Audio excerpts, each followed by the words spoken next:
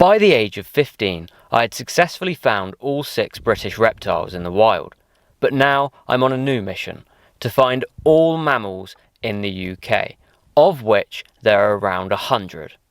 So I've made a list and I'll be checking them off one by one.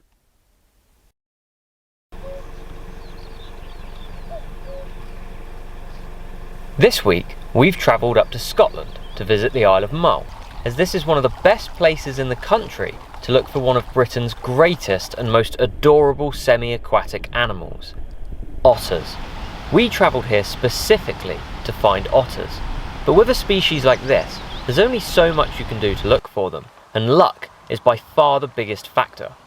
Otters are a crepuscular species, meaning the best time to see them is at dusk and dawn. This being said, otters can really be seen at any time of day, so we decided to put all of our effort in to find them and look all day.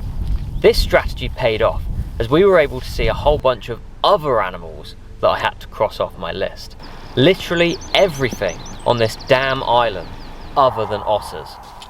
The best technique to look for otters here on the Isle of Mull is to sit in one place and wait patiently. But by the end of the week, we were starting to get desperate, so we decided to branch out by increasing our search radius and joining them in the water. Surprisingly, this didn't work either. But our luck changed on our last day just before we left. We camped out next to a loch some locals said was the best place to go.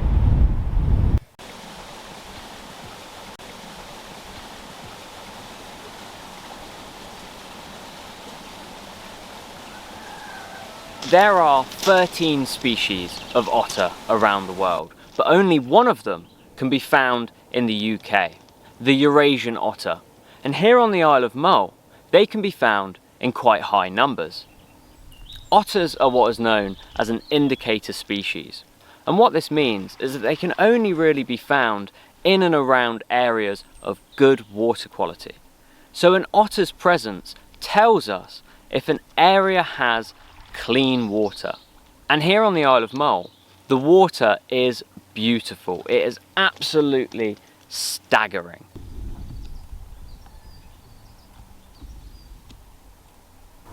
I think that because otters are quite cute, a lot of people forget that they can actually be quite dangerous. They are predators after all.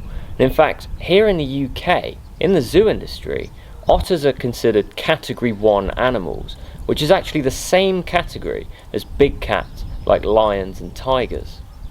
As otters are carnivorous, they eat a wide variety of meat, including small mammals, reptiles, amphibians, birds, and even eggs from nests. But as they are semi-aquatic, this means that their diet is predominantly fish and other marine life. And this can range from anything from eels and also crustaceans like crabs and crayfish. And because of this, you can often find discarded crab shells sitting in piles close to the loch's edge. Crabs, however, aren't always a preferred choice for otters, as the amount of energy it takes to break into the shell is greater than the energy they actually gain from the small amount of flesh inside.